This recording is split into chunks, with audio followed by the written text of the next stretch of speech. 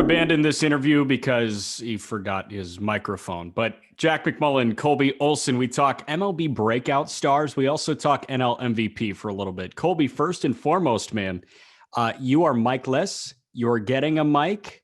That's really exciting. You're officially a podcaster as soon as that comes in the mail. Absolutely. Some big things on deck to come along with that, Mike. I won't tease too much yet, but look out for something big in the future. You know, I know you're a big Red Sox fan. Peter and I are talking about the AL wildcard frenzy that is, but yeah, we got a text from Cam Carey, who does work with Just Baseball, also covers some prep sports for the Boston Globe, and he said he was in Dunks, which is Dunkin' Donuts, for all you Midwestern folk who didn't know that Dunkin' Donuts was Dunks, just like me. And he said that he overheard the cashier and somebody else saying, "How do you lose to the bleeping Orioles?" Like, what's your panic level right now? My panic level's low, but you know me as a Red Sox fan, I'm like, you wake up the next day and you win a baseball game. Like, don't panic because it's baseball. Anything happens. Yeah. I think I can't panic right now. We came back out last night, beat the Orioles. We have 4 games left. If we go 2-2, our odds of making the wild card are still high. Yeah. And I think we can go 3-1. Like, I think we beat the Orioles tonight and then we finish out 2-1 against the Nationals. That just seems like the way we're going to do it. Yeah, I heard if you go 1-3 against the Orioles and the Nationals, then that's when you start to get screwed and that play-in tournament might actually happen. Like, I don't see you guys going 1-3 against the Washington Nationals and the Baltimore Orioles. So. No, absolutely not. And I think the big thing to think about right now is like the panic level shouldn't be making the wild card. The panic level should be, are we going to play at home? Because I think that's huge. In a wild card game, if you're at home, that changes it. That changes things. Yeah. Who would you throw in the wild card game? Sale? Well, right now it's slated to be Eovaldi, which I actually think it's a great option to have Eovaldi start the game. He's been the ace all year. Sale was out. Sale is definitely not 100% yet. I think he's pitching at 90%. And, 90% of Sale is still a top ungodly. pitcher. Like, he's a godly pitcher. But the thing is if you do need Sale in that game 162, he's slated to throw that game 162 right now. Yeah. So it's good to have him as an option. If that game really does turn into a must win, you have Sale. Then you go Eovaldi. Maybe you even save Sale in the wildcard game to come out of the pen or something. There's a lot of options there. We saw him close out the World Series just a couple of years ago, and then he got hurt.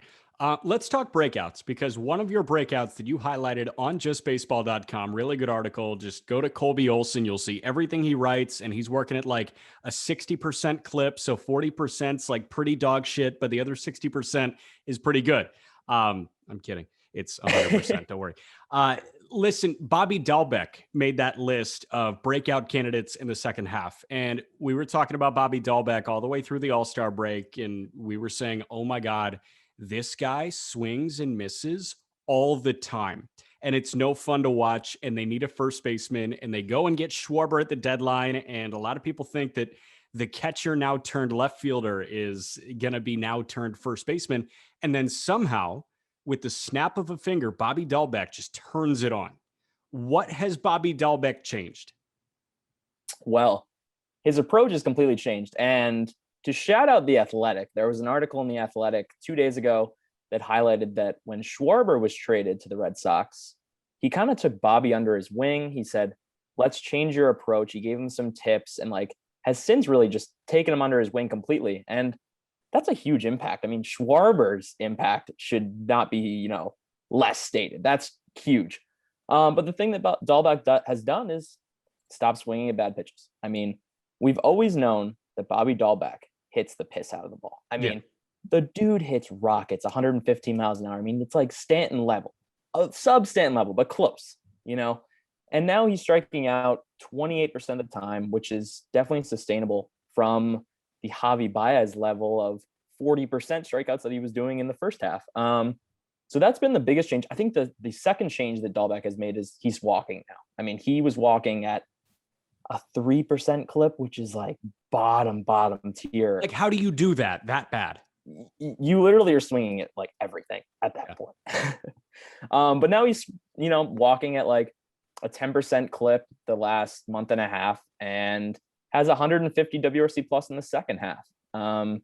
I think the thing with Bobby Dalbec is he creates some interesting options for the Red Sox now, because JD Martinez is now 50-50 on opting in or opting out of his option at the end of the year.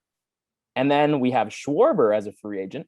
And then you have Dalbec. And then don't forget Tristan Casas waiting in the minor leagues right there at first base. So there's some interesting options for the Red Sox at first base and DH, because they kind of have 4 options. And JD Martinez can really, strike first and trigger a bunch of different, scenarios for the Red Sox. Yeah, I love that tutelage point that you make about Schwarber taking Dalbec under his wing, because what Bobby Dalbec was bad at in the first half was the walk rate, right? And Kyle Schwarber, yes, he's got a lot of swing and miss in his game. And I don't know how closely people are watching him with the Red Sox. I assume very. I obviously watched him pretty much every night when he was with the Cubs. And this guy was your 199 hitter, but hit the shit out of the ball. And Schwarber, yes, he's got an OPS over 950 since joining the Red Sox, but this guy all year long is one of the best in baseball at laying off of pitches outside the zone. He's in the 88th percentile in chase rate.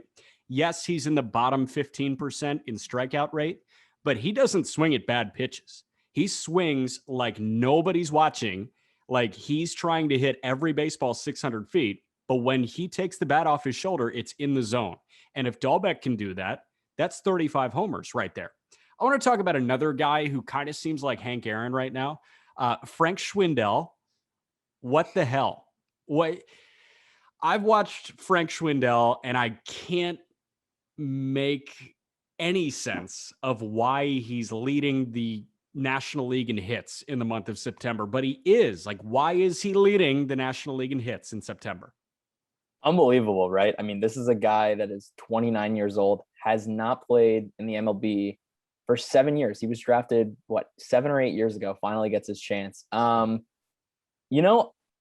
can't really make sense of how it happened, but I can make sense of what is happening. And Frank Schwindel is about the closest replacement to Anthony Rizzo that you can get. I mean, the dude strikes out only 16% of the time, walks 11% right now, and has juice. He has juice. I mean, this year, he might end the year as a better hitter than Anthony Rizzo, which is crazy, but it's true. So as a Cubs fan, if you are a Cubs fan, you should be absolutely amped, because that's one less hole that they have to plug now. And he's only 29. Yeah, I think a lot of Cubs fans thought that it was a bad consolation prize to have the duo of Patrick Wisdom and Frank Schwindel. Like, what are we doing here? We had Anthony Rizzo and Chris Bryant and Javi Baez. Production-wise, you're never going to get there. Leadership-wise, you're never going to get there. But a 30-year-old rookie in Patrick Wisdom and a guy not too far behind in the age category, Frank Schwindel, they're swinging a really good bat. Do you legitimately see a future in a Cubs lineup where all the prospects are up? Brennan Davis, Canario, Chase Strumpf, whoever the hell comes up. Nick Madrigal's healthy, so you've got the middle of the infield packed up with Horner and Madrigal. Are Wisdom and Schwindel in the starting 9 on a nightly basis? So Wisdom's a guy that I'm a little less high on. He strikes out a lot. And he's the 30. Power is absolutely legit, but he's a guy that, like, he's more of a Javi Baez type, if you're, comparing. But Schwindel is absolutely a dude that fits in the middle of that lineup as a power guy. And, it makes you wonder, do they go out and trade Wilson Contreras, who has been amazing catcher this year, defensively and offensively, and then get a big haul and you just kind of restart? That's what I would do if I'm the Cubs right now, because I don't think their window is really open for the next, it's going to take 3, maybe even 5 years for them to get 3 back. was generous. Like, it's going to take 5 years. I mean, I think you trade Wilson Contreras, you build up that farm. Alexander Canario looks like a stud. Yes. Brennan Davis obviously is one of our favorite prospects. So yeah, I mean, answering your question, yes, Schwindel is absolutely going to stay in that lineup. Yeah. So I think a lot of Chicagoans also think that the Cubs just entirely blew it up already, and they didn't. They still have Wilson. They still have Kyle Hendricks. They still have some older pieces in that rotation, in that bullpen. I'm with you. They got to fully blow it up. One guy that you were, is it bullish or bearish? I'm thinking, one guy that you were kind of calling fiction with their breakout in the second half, Carter Kieboom. I remember before he was drafted, he was playing in that high school All-American game, that Under Armour All-American game. And I think he was the MVP of that game. And I said, wow, this dude's got a crazy good swing. And for a high school bat, he looks really solid. And then he was that blue chip prospect.